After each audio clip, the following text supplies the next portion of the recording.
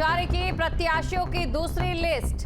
ये बड़ी खबर आपको हम बता रहे हैं। 9 और प्रत्याशियों के नामों का ऐलान कर दिया गया है। हाथरस से हेम बाबू धनगर और साथ ही मथुरा से कमलकांत उपमन्यु को टिकट दिया गया है। खबर पर अधिक जानकारी के साथ संवाददाता निखिल हमारे साथ जुड़ चुके हैं। निखिल, तो बीएसपी ने प्रत्याशियों की दूसरी लिस्ट जारी कर दी, क्या कुछ खास देखा जा रहा है? आज के 16 प्रत्याशियों के नाम पहले ही बहुजन समाज पार्टी ने ऐलान कर दिए थे। आज सुबह के वक्त जो लिस्ट आई थी, अब जो है 9 प्रत्याशियों के नाम का ऐलान किया गया है। पहले और दूसरे जो फेज का चुनाव होना है उसको ध्यान में रखते हुए प्रत्याशियों की सूची जारी की जा रही है।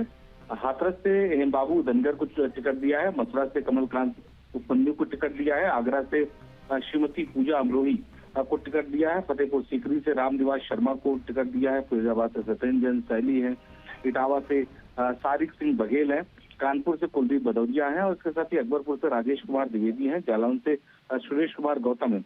ये पहले, दूसरे और तीसरे जो फेज का जो चुनाव होना है उसको देखकर ये सूची जारी की गई है। वो दूसरी सूची की अगर हम बात करें तो आप देखिए इसमें जो है वो 4 कुल जो है वो शेड्यूल कास्ट के उम्मीदवार हैं, यानी 4 जो है दलित समाज से आते हैं। बहुजन समाज पार्टी का नारा भी है कि दलित की भागीदारी कम से कम उत्तर प्रदेश में तेजी से हो, देश में तेजी से हो। इसको लेकर उम्मीदवारों के चयन में इस बात का ध्यान रखा गया।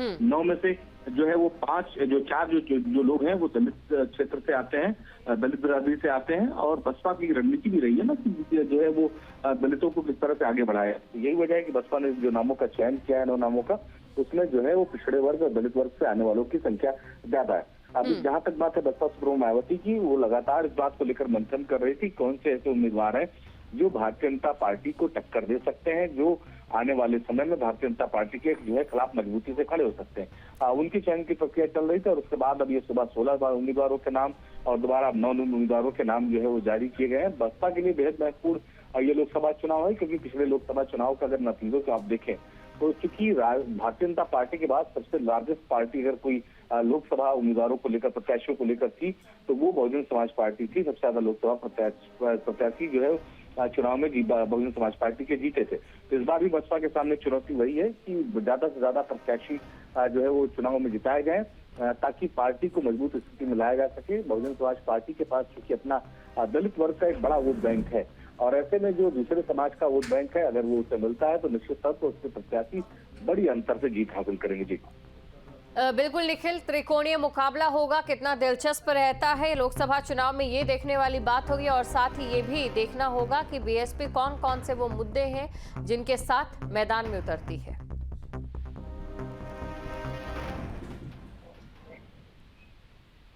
जी निखिल। हाँ बिल्कुल, देखिए बहुजन समाज पार्टी निश्चित तौर पर मजबूती के साथ चुनाव में आई है और चुनाव में जा रही है।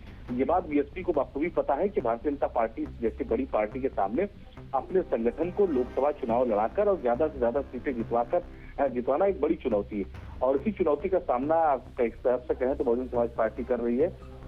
यही वजह है कि जो उम्मीदवारों के चयन है उसको खुद बसपा सुप्रीमो मायावती अपने कार्यालय में बैठ कर रही है। ये केंद्रीय कार्यालय से जारी की हुई सूची है।